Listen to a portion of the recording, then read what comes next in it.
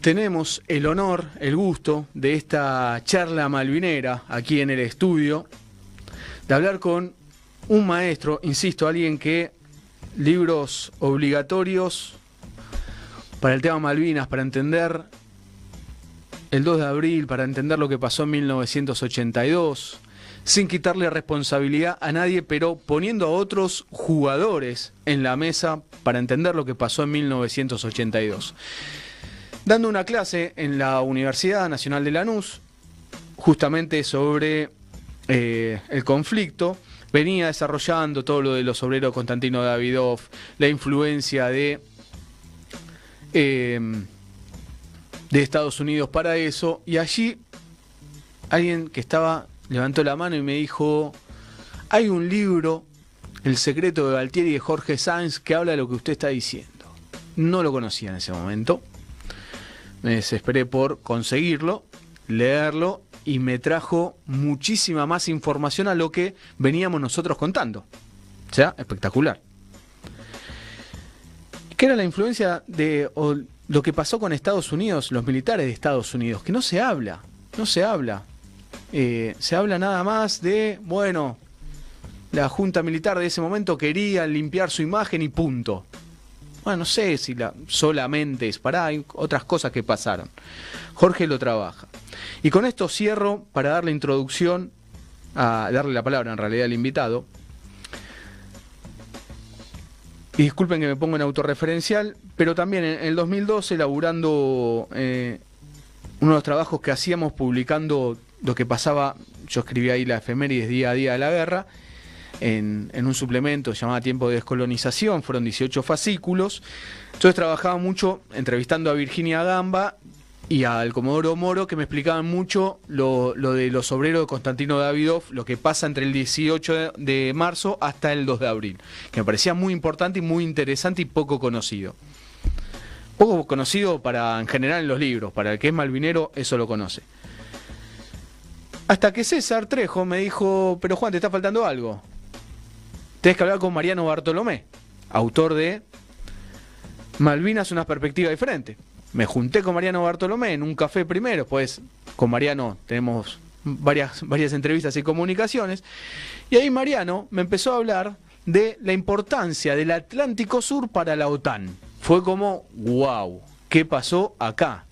¿Esto dónde estaba? Mariano lo tiene laburado en su libro.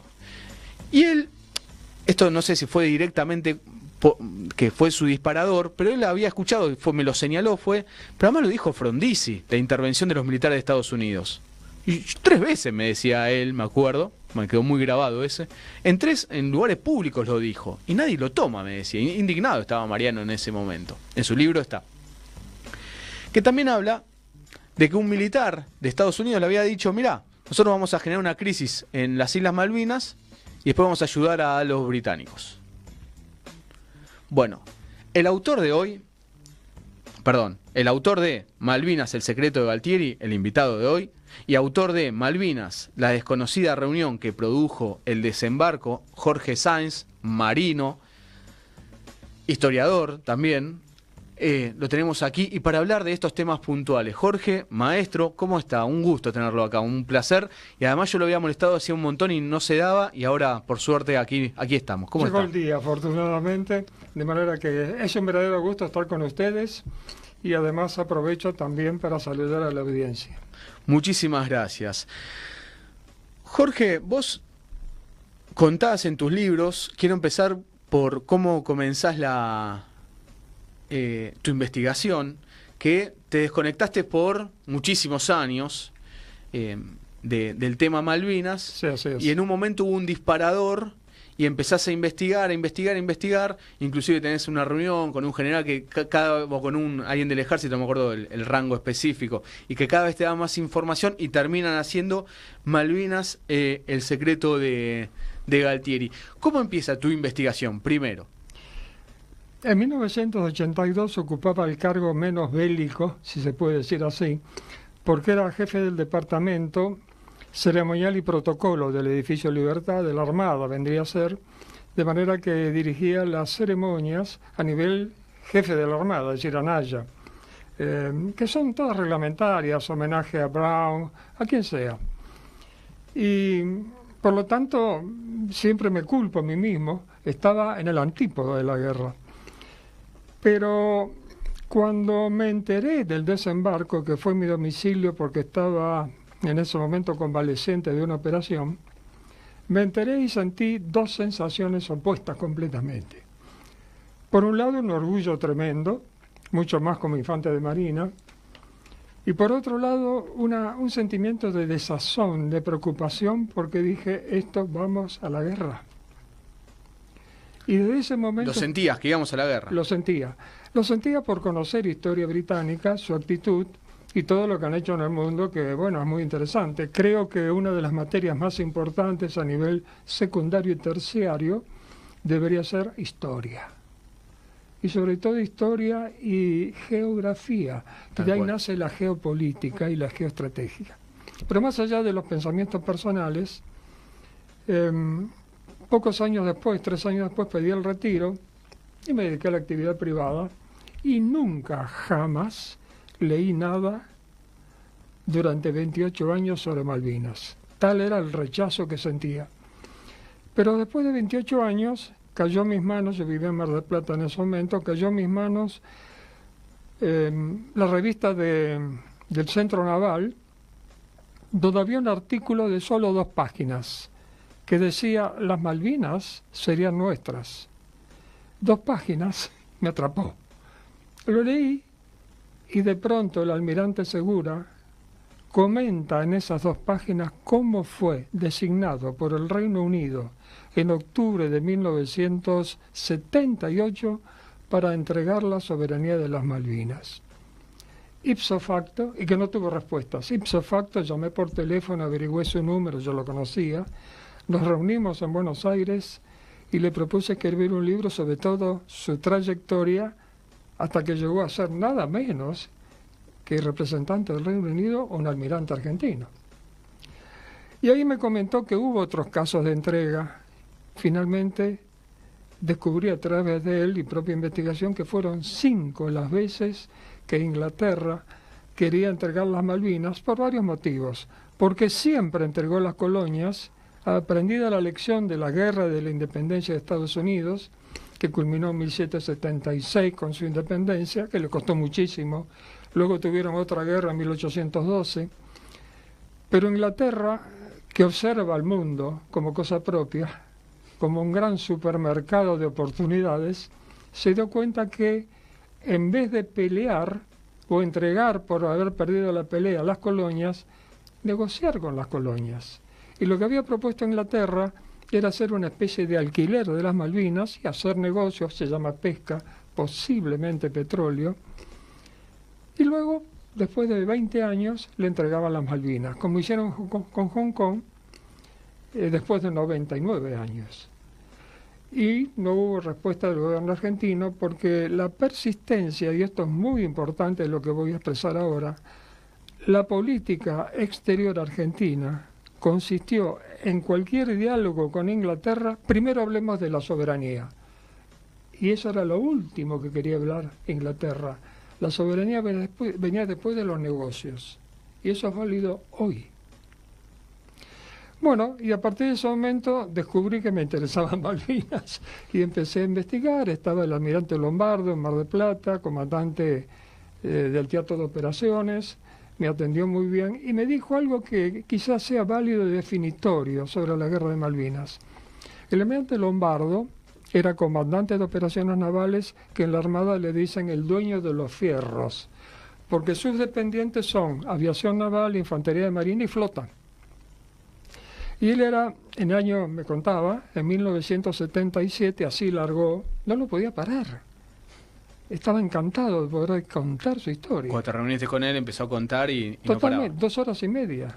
Incluso cuando yo le hacía una pregunta, que se las hice, varias veces puso sobre la palma el dedo pidiendo un minuto para poder seguir la historia. Redondeo y te respondo. Pero lo que fue muy importante fue el siguiente episodio. Comenzó diciendo que en el año 1977 él era comandante de la Fuerza de Submarinos en Mar del Plata, lo llamó el almirante Anaya, que era el comandante de la flota, comandante naval, que dependía del comandante de operaciones navales, como acabo de comentar, y le hizo la pregunta: estoy estudiando un desembarco en Malvinas y quisiera saber qué problema podrían representar los submarinos nucleares ingleses, como experto en submarinos que es usted. Y él le respondió: si los submarinos están en la zona del archipiélago Malvinas antes de la llegada de la Fuerza de Tareas Anfibias, la Fuerza de Tareas Anfibias es el núcleo que reúne a todas las fuerzas, y la Fuerza de Desembarco es el que ejecuta, el que desembarca, como pasó el 2 de abril. Si la Fuerza de Tareas Anfibias no llegó todavía a las islas, los submarinos nucleares están en condiciones de echarla a pique. No se puede hacer el desembarco. Y si llega después del desembarco, no entra un solo buque logístico más. De manera que era apto el desembarco, sí, era factible hacerlo, sí, pero era aceptable, no, perdemos la guerra, ya sea en camino o después de. Eso fue contundente. Bueno, dijo Anaya, voy a hablar con Videla. A los pocos días conversó el almirante Lombardo con el almirante Anaya, le preguntó qué había pasado con ese plan, y le dijo: Videla no quiso.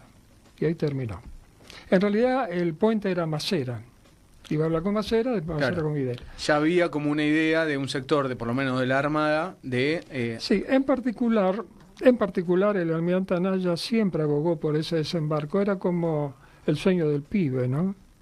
Como Alfonsín, que quería una capitana en el interior, una cosa así, que un día dijo que era de chico, pensaba que tenía que ser así. Bueno, no sé qué pasó con Anaya, por supuesto, pero él siempre tuvo la idea de recuperar las islas de otra manera, no políticamente, ¿no? Claro, con acción militar. Dado la esterilidad del resultado de las conversaciones. Bueno, así empezó el diálogo. El tema es cómo sigue. Él me relató algunas cosas muy interesantes, pero lo interesante de todo es la mención, casualmente recién hiciste, de Mariano Bartolomé. Mariano Bartolomé, con quien por supuesto me contacté también, hizo una investigación interesantísima, en particular a través de su entrevista con Frondizi. A medida que hablo se arma unas piezas de rompecabezas. Lo difícil es armar el rompecabezas. Entonces vamos a empezar por arriba. ¿Qué pasaba en el mundo en el año 1981, 80 y de ahí para atrás? Eso se llama Guerra Fría. Y Jimmy Carter, presidente de Estados Unidos, logró algunos tratados de abolición de ciertas armas nucleares y demás, pero dejó entrar al Atlántico a la Unión Soviética. ¿A través qué? De la decisión de Nikita Khrushchev, a principios de la década de los 50, donde el almirante Gorshkov, un hombre muy lúcido, le propuso a Nikita Khrushchev competir en el Atlántico con Estados Unidos y hacer o lograr bases en América, tanto en África como en América. Y así lo hicieron. Tal es así que yo, siendo cadeta en la década del 50, aclaro que eso en el Jurásico, ¿no? Hace unos años, era cadete. Cuando estudiabas para ser marino, ¿no? Esto para que no sabes ser cadete, estás estudiando, la escuela naval, que eran 6 años, preparatorio 1, 2, 3, 4, 5, y nosotros seguíamos como si fuera un partido, ¿no? ¿Qué está pasando con los submarinos que se avistan en el Atlántico, sobre todo en zona marítima nuestra? ¿Qué denunciaban los pesqueros? Prefectura, veían periscopios, y eran los submarinos nucleares soviéticos. Claro. ¿Por qué? Porque hay dos casos de guerra, comentaba recién con un amigo. En caso de una guerra, es decir, que la Guerra Fría se transforma en caliente, hay dos posibilidades. La guerra nuclear, que es el fin del mundo, es el fin de la humanidad, no es factible, y la otra, que es la guerra convencional. En caso de guerra convencional, cobra mucha importancia los pasos marítimos. Por ejemplo, el Cabo de Buena Esperanza en Sudáfrica, Suez, Gibraltar. Al día de hoy, Yemen. Claro, exactamente. Toda esa zona, exactamente, el Cuerno Africano. Claro. Bab al-Mandab, los pasos que el Mar Rojo, etcétera. Bueno, todo eso es importantísimo para la economía. No es casualidad que ahora los británicos y Estados Unidos movilizaron una flota a esa zona para protegerla. Porque ahí se llama petróleo en este caso, materia prima de otros lados, Singapur, el estrecho de Gibraltar. El canal de Panamá ejercía su función de pasaje Atlántico-Pacífico, pero desde siempre, y por el problema que había entre Inglaterra y la Argentina, que se llama Archipiélago de Malvinas, no había una base para controlar por la NATO en este caso el estrecho del Cabo de Hornos. Y ahí circulaban ya los soviéticos. Acá recuerdo quien habla de Jorge Sáenz, autor del libro Malvinas, el secreto de Galtieri. Acá los militares de Estados Unidos empiezan, del Pentágono, de la OTAN, empiezan a ver con preocupación este avance de la flota rusa en distintos lugares en el mundo. Y claro, ese avance significa una guerra potencial, por supuesto. En consecuencia, lo que quería Estados Unidos era establecer una base con anuencia de Argentina en las Islas Malvinas. Pero Argentina miraba para otro lado. Hay que ver que nuestro país todo el siglo pasado estuvo en paz. En la Primera Guerra, en Vietnam, en Corea, en todos lados, excepto una acción simbólica en la Guerra del Golfo que mandaron 2 destructores que tenían orden de no combatir. En el 91 eso. Sí, sí, ya, claro, que hacían solamente actividades logísticas, ¿no? Más o menos como las Fuerzas Armadas que hacen actividades logísticas ahora en la guerra contra los narcos, ¿no? Claro. Bueno, el hecho es que ante esa situación sube un nuevo presidente, el presidente Reagan, en enero del 81, y le manda mensajes a la Argentina. Él lo criticó muchísimo a Jimmy Carter por el avance soviético sobre el Atlántico. Hay que ver que tenía Cuba, por ejemplo, tenía además la posibilidad de cerrar el canal de Panamá por medio de sabotajes. Las esclusas no funcionan, adiós canal. Las locomotoras de empuje, adiós canal. Y tenía cerca la guerrilla que está en este momento en Nicaragua, que podían hacerlo, y es un país vecino. Se cierra el canal de Panamá, ¿y qué cobra importancia? El Cabo de Hornos. Y pasa a ser la calle Florida a las 5 de la tarde. Bueno, pero las cosas ardían en cuanto al tiempo. En consecuencia, ya Reagan le manda un mensaje diciendo que en realidad el tema de los derechos humanos, muy combatido por Jimmy Carter justamente, y digo con justicia, muy criticado, ¿verdad? No justamente,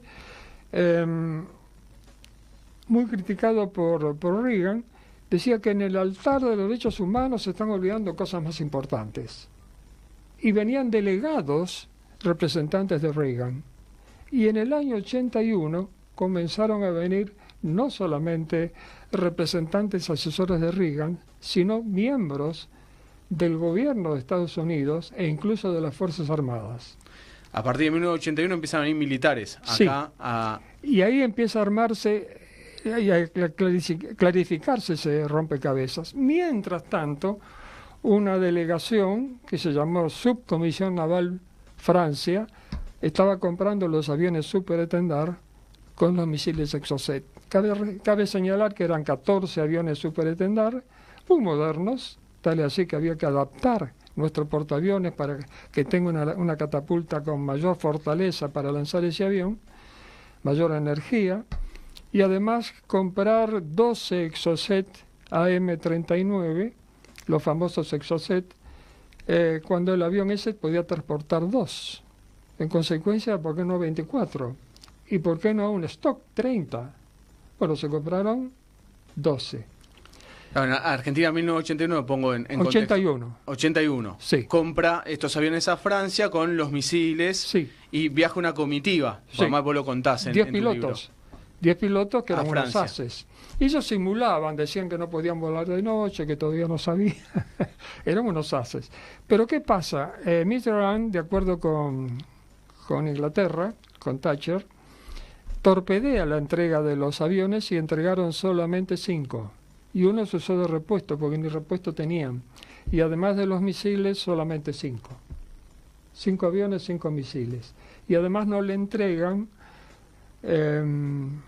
las claves que compatibilizaban el circuito electrónico, la computadora del misil, con la computadora del avión superetendard. Los datos para que el misil funcione. Sí, las claves cualquiera, Claro. para entrar a cualquier lado. No se la entregan.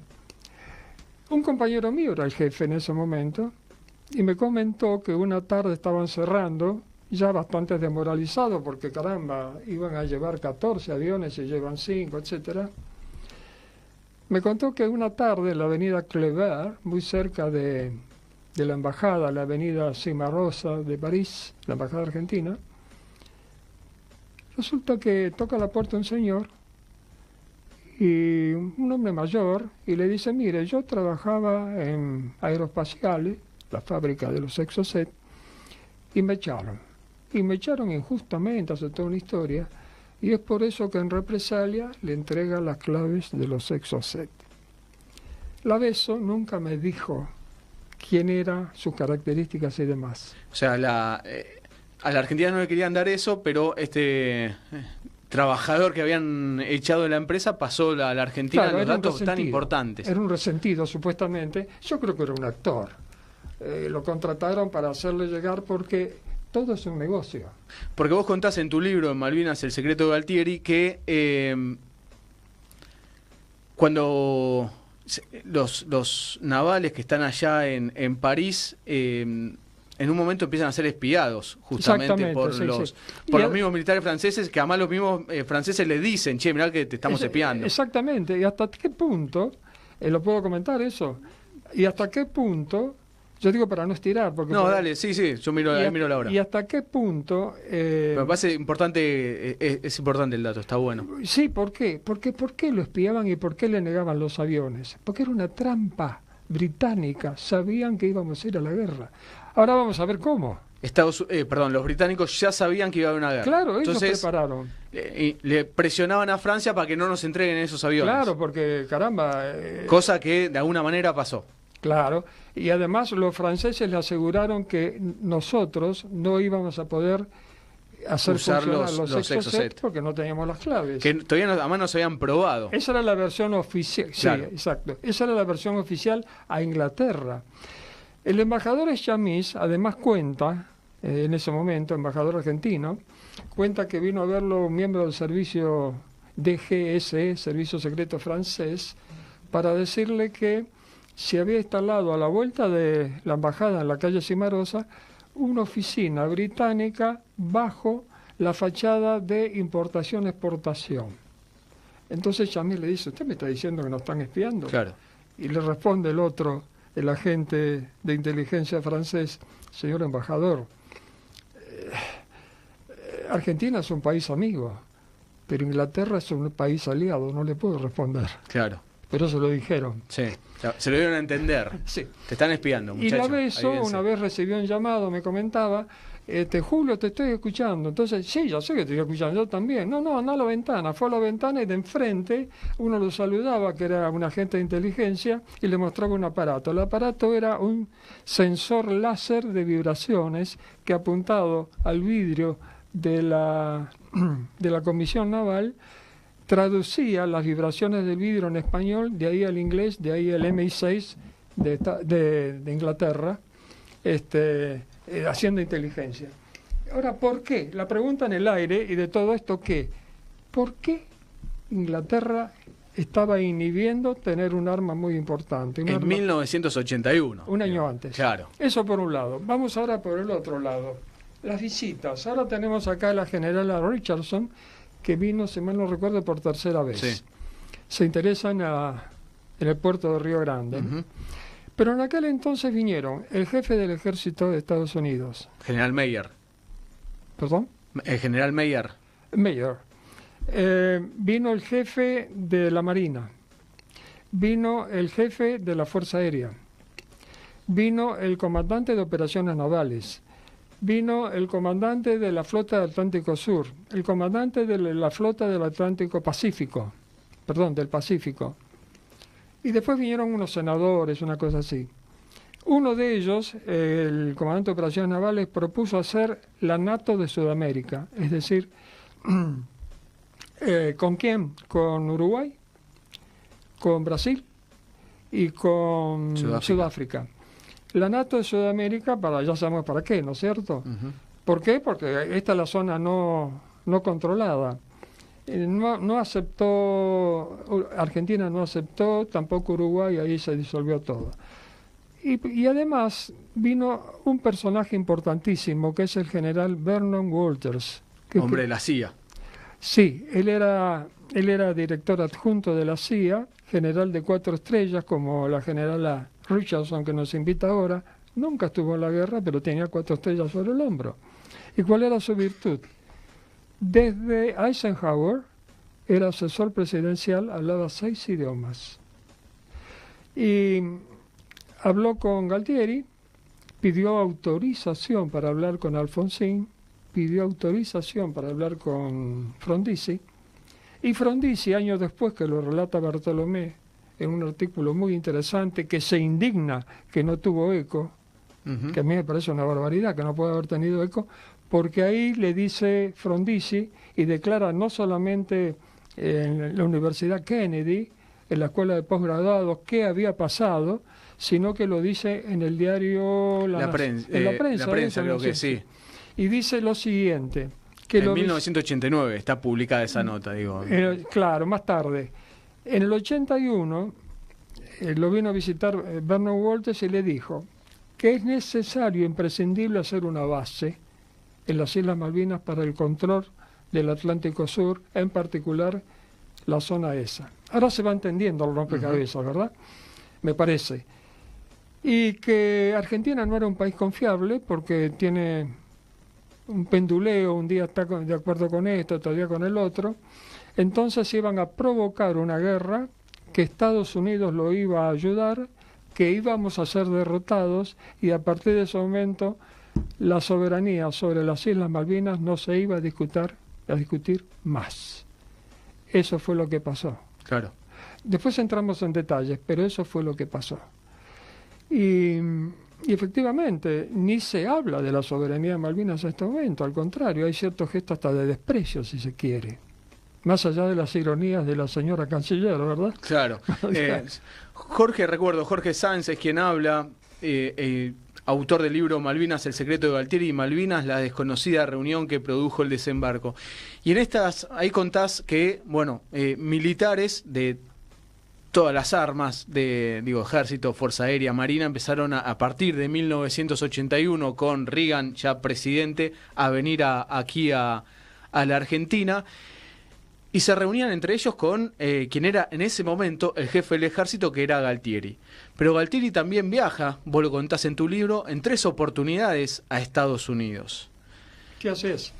Bueno, ¿qué pasaba? Que Walters, que era un hombre muy sagaz, le dijo a Galtieri que ustedes no pueden seguir a cargo de la Argentina en un gobierno de facto que está totalmente desacreditado, y no se tienen que ir a su casa y se terminó. Hagan algo importante, como por ejemplo recuperar las Malvinas, porque Margaret Thatcher está con problemas muy graves de tipo económico, le cuesta mucho dinero, muchas libras, millones de libras, el mantenimiento de esa colonia, y quiere tener un argumento fuerte, como por ejemplo un desembarco incruento, para no despertar el amor propio británico, y de esa manera a los conservadores decirle las cosas así, a los laboristas las cosas así. ¿Quién dice esto a quién? Es importante, repasémoslo de vuelta. Eso lo dice el general Vernon Walters a Frondizi, y Frondizi después lo declara. Ah, está bien, pero ¿no se lo dicen también eso a Galtieri, o se lo dan a entender a Galtieri? Bueno, ahí. Lo de Galtieri no se sabe. Okay. Perdón, lo de Galtieri sí, por supuesto. Lo de Alfonsín sí se sabe, que no lo dijo. Que no lo publicó. No hizo declaración alguna. Y Galtieri asume eso, la ve buena, y ahí es invitado para seguir seduciéndolo a Estados Unidos. O sea, Vernon Walters le trae esto de ustedes se tienen que ir de alguna manera épica, por decirlo de alguna manera. Salir por la puerta grande. Claro, tienen Malvinas y si no causan bajas en los británicos no va a haber guerra. Esto le vende un poco no, se lo vende Bernard Walters a Galtieri. Sí, totalmente, es una venta efectivamente, esa es la propuesta. Y cuando va a Estados Unidos, Galtieri... Que van 3 oportunidades en 1981, sí. Contás vos. Bueno, cuando llega a Estados Unidos, hace una visita a Disney World, a Disneylandia, perdón, Sí. en California. ¿Y quién lo acompaña? El asesor del presidente de Estados Unidos. Bernard Walters. Y ahí le hace toda la historia, ¿no? Y cuando llegan después a la Secretaría de Estado, Galtieri, que no viajó solo, sino con varios generales, se reúne con Haig, que es el canciller, secretario de Estado. Y ahí viene algo muy interesante. Perdón, Jorge, el que va a ser después negociador, supuestamente. Sí, ahora viene eso. Claro, sí. pero eso nada más lo dejo aclarado. Sí, continúa ahí Okay. Sobre el viaje. Entonces tenía que hablar con Alexander Haig. Y resulta que yo di una conferencia en el Centro Naval en el año 17 sobre este tema, y justo la noche anterior un compañero mío y amigo, un infante de marina también, que estuvo en la Junta Interamericana, me manda un correo electrónico, me enteré que vas a dar una conferencia así. Cuando estuve en la Junta Interamericana de Defensa, el traductor que estuvo presente en la reunión Haig-Galtieri me comentó que luego acompañó a Galtieri cuando se fue de la Secretaría de Estado, se reunió con sus generales y cuando ingresó, Galtieri dijo esta palabra: está todo arreglado, vamos por Malvinas, nos apoya Estados Unidos. Vos nombraste recién al Comodoro Moro. 5 años después, 6 años, me llama a mi casa el Comodoro Moro, que yo no tenía el gusto de conocerlo, aún hoy, porque simplemente hablamos por teléfono, y hablando sobre el tema Malvinas, me dice, sí, yo estaba en la Junta Interamericana y el traductor me comentó exactamente lo mismo. Está todo arreglado, vamos por Malvinas. Moro también tenía esa información de que... Exactamente, se lo contó a la misma persona, el traductor. Además que se lo contó a alguien de Estados Unidos. Sí, Un sí, estadounidense, digo, esto lo estoy resaltando. Un estadounidense claro. dijo, che, mirá que Galtieri se creyó que tenía todo arreglado. Exacto. Parte nuestra. Y dijo eso. Y cuando Lombardo me cuenta que el día 5 de enero le lleva el plan que le había ordenado a Anaya, ya estamos hablando del año 82. 81, y ahora pasamos a enero del 82, el 5 de enero, lo va a ver y le entrega el plan de desembarco, solo de desembarco, no de defensa. Él lo discutió mucho, ¿cómo no de defensa? No, solamente de desembarco. Ahora es coherente, solo el desembarco, porque iba a ser una forma para que Thatcher entregue las Islas Malvinas y tenga un argumento fuerte. Por eso la operación para recuperar Malvinas tiene la orden.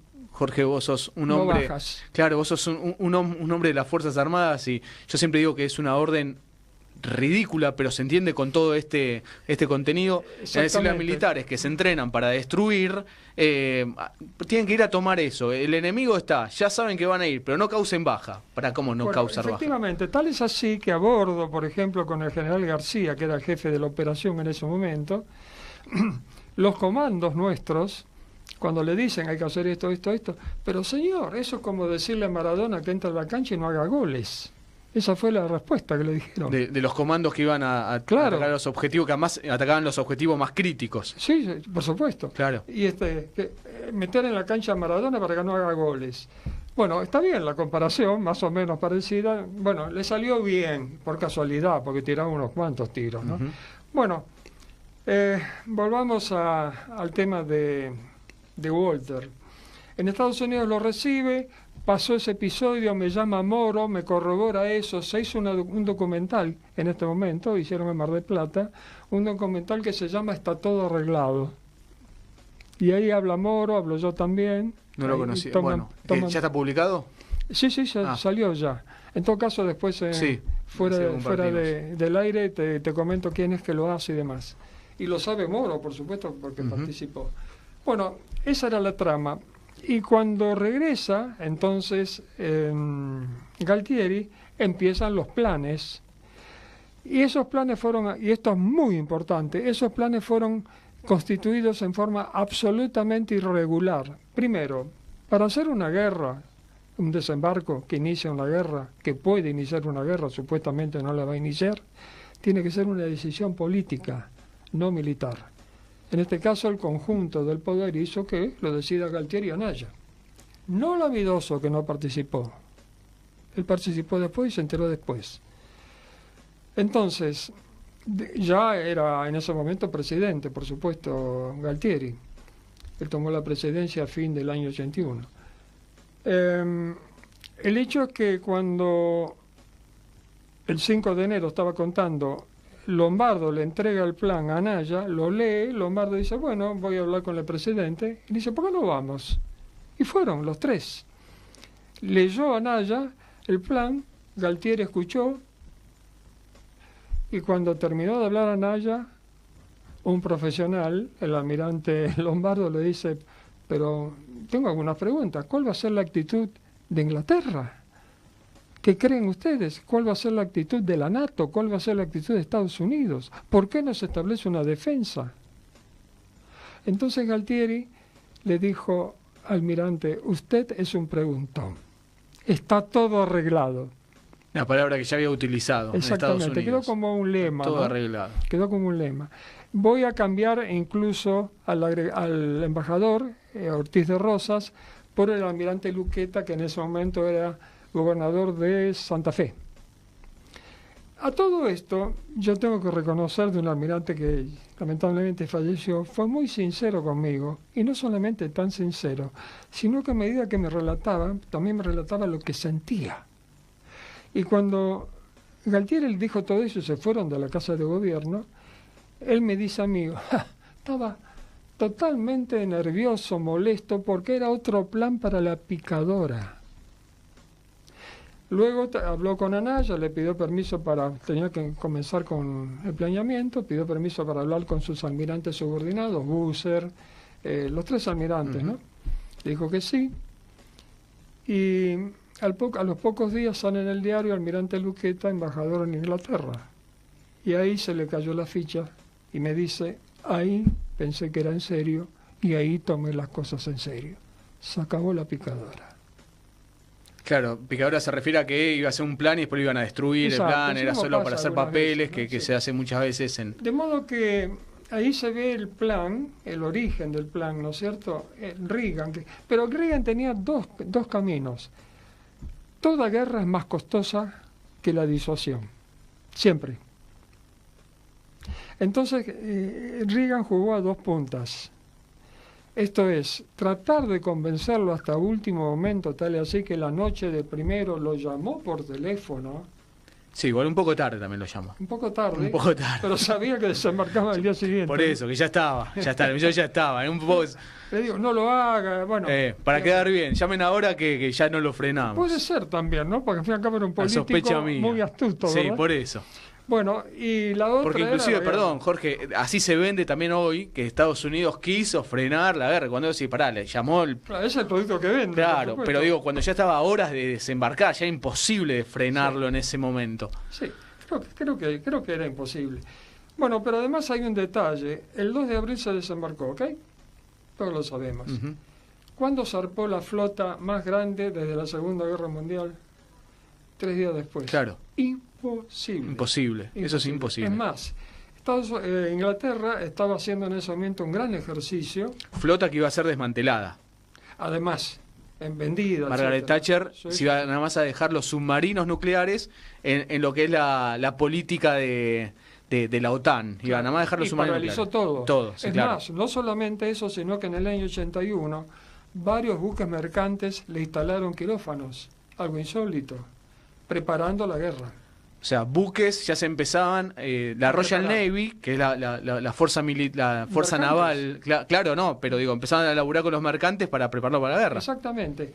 En ese momento, los ingleses, cuando el 2 de abril, ¿qué estaban haciendo los ingleses? Estaban en el ejercicio Spring Train, vendría a ser tren de primavera, y estaban con base en Portsmouth, en el mar, o en Gibraltar. Bueno. Realmente Woodward estaba ahí. Sí, en Gibraltar. ¿Y qué pasó? A los 3 días sale la flota más importante de la Segunda Guerra Mundial hacia Sudamérica, con todos los abastecimientos que normalmente requieren 15, 20 días para prepararlo. Claro. Y demás. Solo los abastecimientos. Que además te agrego a eso un dato, Jorge, pues lo conté en la otra hora, pero para que nos estén mirando en canal de YouTube o en las otras formas de escuchar hoy esta entrevista, Margaret Thatcher da la orden el 31 de marzo de ir a la guerra. Ahí cuando Fieldhouse, el almirante Henry Lynch, el jefe también de... Está todo el conjunto, ¿no es No, cierto? claro, se reúnen ahí y ellos le dicen, no, ya preparamos la flota en 48 horas, ¿y qué necesita usted para hacerlo? Esto lo cuenta más Margaret Thatcher en el libro del almirante Woodward, que va a ser el jefe de la flota. Por ejemplo, en la guerra. el almirante Lombardo le dijo a Naya que para preparar el desembarco, dado que todas las fuerzas estaban dispersas, un buque puede estar allá, él necesitaba 15 días. No, los ingleses en 3 días ya estaban viniendo para acá. Ya estaban listos, estaban esperando que caigamos en la trampa. ¿Cuál es la trampa? Caso de Davidoff.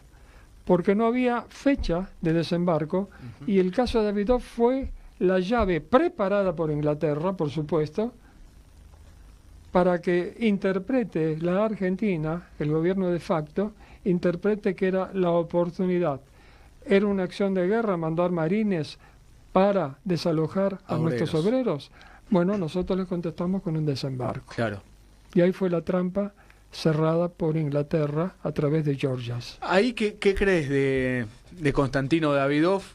En el programa, en la primera hora, hablé bastante de Davidoff, pero hago 30 segundos. Él es un obrero que compró las factorías balleneras que ya estaban en desuso en la Georgia del Sur, las compra en 1979 y en el 82, en el verano del 82, recién puede movilizar a los obreros hacia allí. Recién decías, bueno, los británicos lo utilizaron a Davidoff, pero ¿utilizaron la operación o algo previo con Davidoff? Bueno, hay un tema interesante que vos lo nombraste hoy. Al principio a Davidoff le dijeron que no. Claro. Varias veces. La empresa sí. Salvansen fue la primera que se lo dijo, que eran los dueños, y después que no, y después que vamos a ver, y después que sí. La usaron como trampa. Dije, esta es la oportunidad. Claro. Y ahí fue cuando se dieron vuelta y lo autorizaron. Lo vieron a él interesado en eso y dijeron que vaya. Es decir, que un empresario inocente como... Sí, que perdió todo después de eso. Fue casualmente el que le dio el servido, el momento oportuno táctico supuestamente, o estratégico en este caso, para que desembarquen. Para que no lo sabe, el 23 de marzo del 82, Inglaterra le da un ultimátum a la Argentina que o desalojaba Argentina a los obreros de Davidoff o lo hacían ellos a la fuerza. Y ahí se da la luz verde unos días después al plan que venía laburando Lombardo. Y además no es ese desembarco ahí en Georgia, más con un contrato y demás que vos mencionaste, no era para semejante escándalo. El escándalo lo hizo Inglaterra para provocar a la Argentina. No, además tenían las tarjetas blancas de ese momento, iban hasta ahí, las sellaban y se solucionaba esa disputa diplomática que querían elevar. Y nuestra Cancillería, con la nariz alta, muy alta, decía, no, nosotros pasaportes no entregamos porque eso significa la soberanía, etcétera, ¿no? Y esa fue la trampa. Y caímos, y perdimos, y acá estamos. Jorge, también en una parte de tu libro, repasándolo en estos días para la entrevista de hoy, mencionás que hay un marino inglés que en un momento le dice a un, compañero tuyo porque es alguien de la Armada, antes del 82, ¿y cuándo van a desembarcar en Malvinas? ¿Cuándo? Una de las fragatas 42 construidas en Estados Unidos tenía que hacer, por contrato, ir a Portsmouth, a Inglaterra, año 81 estamos hablando, tenía que ir a Inglaterra a efectos de hacer una final, ¿no es cierto? Por compradas a los ingleses. ¿Perdón? ¿Compradas a los ingleses o a Estados Unidos? No, a Inglaterra. A Inglaterra, bien. Bueno, fue con la fragata, es el capitán Nelson Castro, como nuestro conocido periodista. Y de pronto lo invita a comer el comandante de la base, el almirante inglés. Había varios buques en las mismas condiciones, con comandantes también que estaban ahí, que venían para lo mismo. Y cuando llegó, vio que era el único invitado. Lo atendió muy jovialmente y bla, bla, bla. Supongo que algún escocés habrán tomado. Y de pronto el almirante le dice, ¿y cuándo desembarcan en Malvinas? Se quedó una pieza porque no tenía la menor idea de nada. Pensó que era una broma, pero no. E incluso en la NATO sabían del futuro desembarco. Era un plan. Lo que no fue un plan fue acá, porque no intervinieron los organismos normales. ¿Quién interviene? Que lo decía hoy. El político que decide el Estado Mayor Conjunto que coordina y los servicios de inteligencia que buscan información. Claro. Nadie de ellos intervino. El Estado Mayor Conjunto no sabía del desembarco en Malvinas y los servicios de inteligencia tampoco, excepto por la falta de criterio, falta de experiencia, que así de amigote se decía, sí, porque vamos a desembarcar, una cosa por el estilo.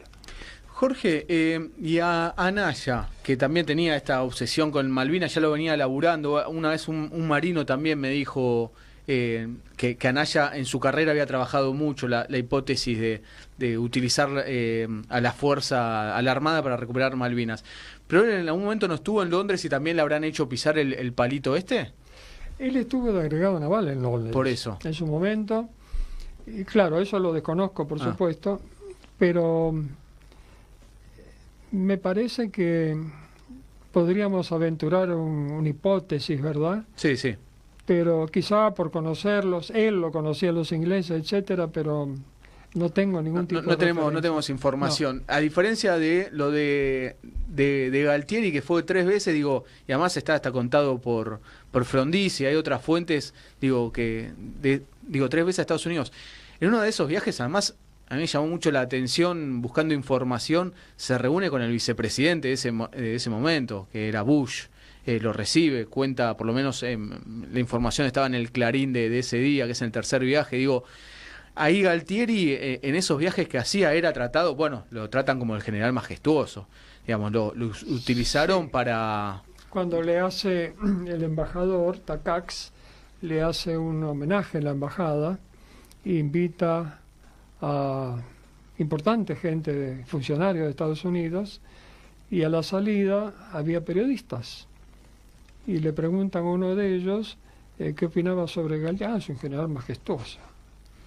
En realidad, yo había estado 3 veces con Galtieri en algunas reuniones que se hacen en el edificio Libertad en particular, porque era mi responsabilidad por otra parte, y yo sabía que estaba viviendo momentos históricos, ¿no? Y lo observaba a Galtieri. Galtieri era un tipo imponente realmente, tenía presencia, y tenía una costumbre que quizás eso derivó en aquello de general borracho. Galtieri tenía la costumbre de hablar, todos estábamos con la copa en la mano, todos. Tenía la costumbre de hablar y se amacaba sucesivamente pierna izquierda, pierna derecha. Mirá, se lo observé, ¿no? Pierna izquierda, pierna derecha, pierna izquierda, pierna derecha. Y hacía como que masticaba sin tener nada en la boca. Hacía así. Y además cuando hablaba tenía una voz muy desagradable, aguardentosa, ¿no? Y podría pasar por un borracho, ¿por qué no? No obstante, Lombardo, una de las primeras cosas que me hizo, y además me lo ratificaron varias personas, entre ellas el doctor De Vita, que fue abogado de Galtieri. Y autor de Malvinas, ¿cómo y por qué? Algo así, es una investigación que hace, sí. Me dijo que no era borracho. Y es notable, cada vez que hablaba con testigos me decían, no era borracho, no era borracho. Y de pronto aparece una especie de auxiliar, Colimba, en ese momento cuando estaba preso Galtieri en Campo de Mayo, y un hermano de él se comunicó conmigo, quería hablarme, me comentó que él era asistente, preso en Campo de Mayo, Galtieri, ¿no? Y que nunca jamás lo vio borracho, ni siquiera tomar. Sí, que además esto no quita responsabilidad, digo, a lo que sí. pasa, pero es porque empezó a hacer propaganda británica. Sí. Yo tengo los diarios de Enrique Oliva, yo no, la Universidad Nacional de Lanús, y ahí en los ataques que hay en contra de Argentina y todo lo que pasaba, era a Galtieri ya lo empezaron a vender como borracho. Digo, Churchill era borracho y a muchos le parece divertido y heroico, y, en fin. Yo estoy leyendo Churchill casualmente en este momento, un libro de 600 páginas, y no sé si alcanza para toda su vida, y sí, dice que era borracho, sí. Digo, no, para mí no lo califica a lo que va a pasar después, que además y me voy con esto, que nos queda ya pocos minutos. Jorge Sáenz, autor de Malvinas, El secreto de Galtieri, lo que quería traer era esto, porque es uno de los capítulos que no se habla de lo que pasó el 2 de abril, sino la responsabilidad de militares de Estados Unidos, ¿no? Digo, de eso no se habla.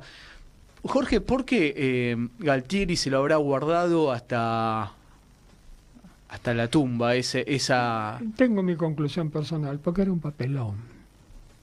Lo engañaron. Y un engaño a ese nivel dramático, tremendamente dramático. Y creo que eso está vinculado con el ocultamiento del regreso y dejar al costado a los veteranos que hoy recién son reivindicados en estas épocas, ¿no? Creo que es que Galtieri estaba muy acomplejado con este tema. Fue tremenda el engaño que le hicieron y cayó. Porque además vos decías, cuando me enteré el 2 de abril, cuando me enteré lo que pasó, dije, vamos a la guerra, y así yo hablo con muchos militares que participaban, que tenían a un tipo, que fueron a Malvinas, y dicen, cuando me enteré, me empecé a preparar para ir a la guerra, era obvio que íbamos a ir a la guerra. El único que creía que no iba a haber guerra era Galtieri. Claro, porque Walters y Haig le vendieron el producto contrario. Al contrario, iba a colaborar con Inglaterra, y de esa manera recuperar al bronce. Y además salía por la puerta grande supuestamente. Todo eso al fracaso. Y Galtieri, después de la guerra, hizo declaraciones con respecto a Estados Unidos que lo habían defraudado y traicionado, sin decir por qué. Sí, ahora que lo pienso, me parece que también hay algo en la comisión, en la de Rattenbach, que tampoco lo profundiza este tema, digo, porque es parte de la historia que se fue, más allá que, como decir, bueno, es un papelón, ¿no? Haber caído en semejante trampa de parte de militares de Estados Unidos, porque ahí muestra también, esto a mi modo de ver, su capacidad intelectual de no darse cuenta que íbamos a ir a una guerra, está en la historia británica. Falta de estaño. Falta de estaño. Claro, y me voy también con esto, porque se habla mucho de, bueno, querían limpiar la imagen de lo que venía pasando el 24 de marzo, y esto que se lo haya vendido a Estados Unidos, que contabas vos, que Pernod Walters, además se lo dijo también a Frondizi, bueno, váyanse, pero por la puerta grande, vayan a Malvinas, a todo aquel que dice, no, porque pone nada más como responsable a la Junta Militar, a la tercera Junta Militar, que además le hace un golpe de Estado a Viola por pedido permanente también de Estados Unidos, que lo saquen a Viola porque le molestaba mucho que le siga vendiendo granos a la Unión Soviética. Su vinculación con la Unión Soviética y China, ¿no? Claro. Eso, ahí también había una influencia y Galtieri se iba sintiendo importante. Hay que poner a Estados Unidos en la mesa, a los militares de Estados Unidos, porque decir Estados Unidos es muy amplio, sino a los intereses militares del Pentágono, porque Estados Unidos, con el Pentágono y la OTAN, ellos piensan su geopolítica 20, 30 años sin importar el político. Absolutamente, es más, Estados Unidos tiene lo que llaman el Consejo de Seguridad, que es un organismo de planeamiento apolítico, que está en la Casa Blanca y que asesora, hace un escaneo mundial y asesora prudentemente y anticipadamente qué caminos debe trazar porque está pasando tal cosa y puede afectarnos, o hay que hacer tal cosa si no lo hacemos. Se llama Consejo de Seguridad, que nosotros no tenemos, y es por eso que lamentablemente nuestro país camina pero sin rumbo. ¿Vamos a dónde vamos? No sabemos, pero caminamos. Sí, a veces no muy bien, ¿no es cierto? Pero claro, no hay política a largo plazo, sobre todo en la geopolítica, porque así pensás a tus Fuerzas Armadas, así pensás la ciencia, un montón de cuestiones que son fundamentales. Jorge Sáenz es autor de Malvinas, el secreto de Galtieri, y Malvinas, la desconocida reunión que produjo el desembarco. Malvinas, el secreto de Galtieri, cuenta profundidad esta charla que tuvimos hoy, pero además después Jorge sigue desarrollando todo lo que fue la guerra, los combates, y Malvinas, la desconocida reunión que produjo el desembarco, está más acotado a lo que pasó hasta lo que fue la recuperación de las Islas Malvinas. Jorge, muchísimas gracias por haber venido hasta aquí y sobre todo enseñarnos y poner en discusión a los militares de Estados Unidos en lo que pasó en 1982, que lo hacen muy pocos, así que muchísimas gracias, Jorge, muy amable por todo. Hacía tiempo que tenía ganas de conversar con vos, así que gracias. Finalmente se dio, estoy muy contento y realmente un placer haber estado con todos ustedes. Muchas gracias. Muchísimas gracias. Jorge Sáenz pasó por Malvinas Causa Central.